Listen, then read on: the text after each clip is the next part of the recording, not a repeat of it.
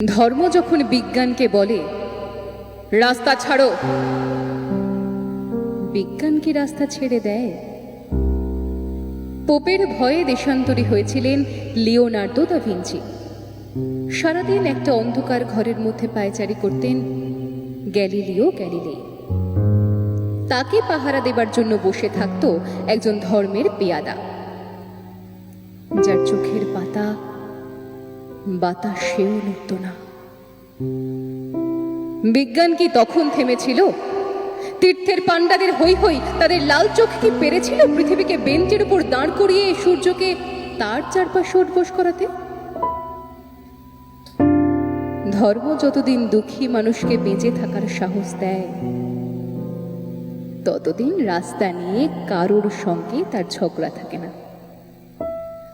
রাস্তা কারো একার নয়, বরং তাকেই একদিন রাস্তা ছাড়তে হয় যার স্পর্ধা আকাশ ছুঁয়ে যায়।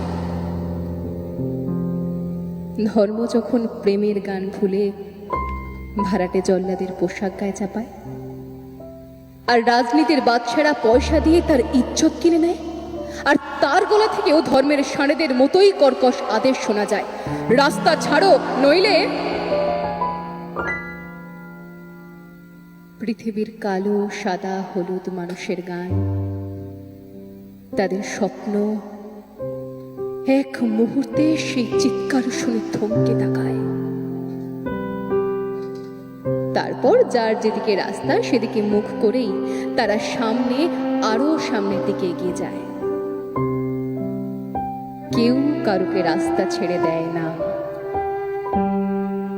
যতদিন এই পৃথিবীতে গান থাকে, গানের মানুষ থাকে,